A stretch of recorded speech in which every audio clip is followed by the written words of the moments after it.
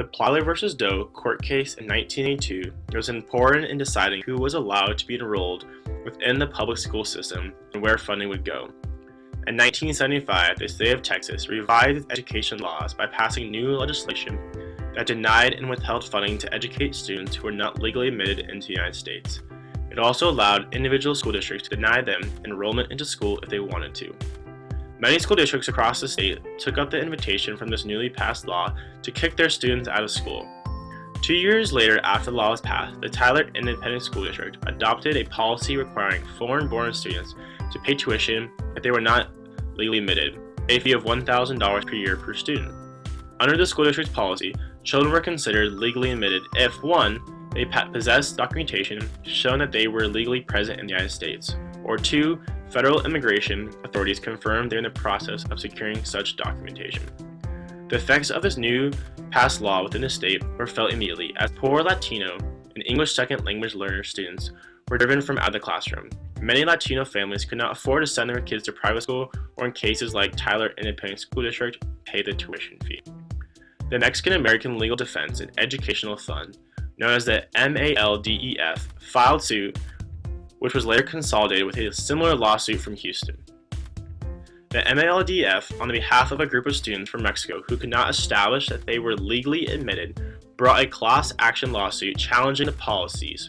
They were known as the side of Doe. The case was first brought to the district courts. The court found that neither the revised law nor its implementation had either the purpose or effect of keeping illegal aliens out of the state of Texas. The district court also found that the increase in enrollment in Texas public schools was primarily attributed to the admission of children who were legal residents.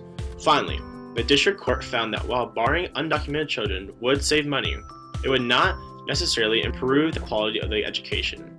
The court then concluded that illegal aliens were entitled to the protection of the Equal Protection Clause of the 14th Amendment and that the Texas legislation violated it, ruling in favor of the Mexican-born students and the MALDEF. A federal appeals court upheld the injunction, although its decision rested on constitutional rather than preemption grounds. The school district then filed a petition with the Supreme Court, which granted the case for review. When the case went to the Supreme Court, the main question was whether denying undocumented children of illegal immigrants their right to attend public schools constitutes discrimination based on alienage that violates the Equal Protection Clause of the 14th Amendment.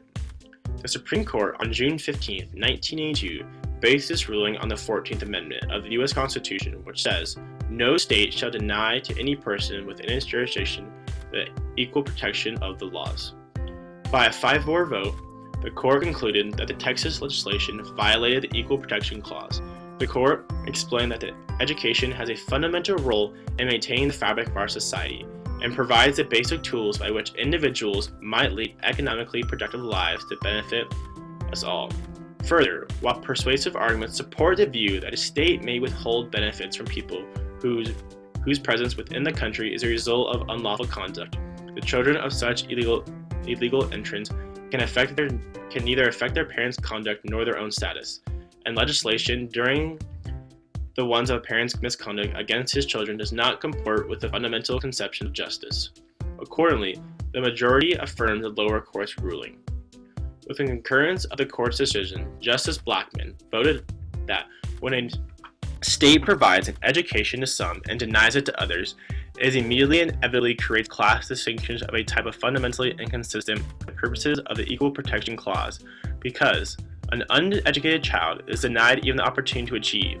When those children are members of an inevitable class, the state has created a separable and identifiable underclass. With the dissent, Chief Justice Warren E. Burger said, "The dissent asserted that any issues concerning whether or not to admit children of undocumented immigrants into public schools should be dealt with by the legislature as opposed to the judiciary." The dissenting justice agreed that it would be folly and wrong to tolerate creation of a segment of a society made up of illegal persons. However, they concluded that such a decision should be made by the political branches because it is a policy issue inappropriate for the court to undertake. Chief Justice Burger and the other 3 judges that voted no all agreed that these laws were bad and everyone should be offered an education, but they believed it was not their right as judiciaries to make this decision. Created using Powtoon.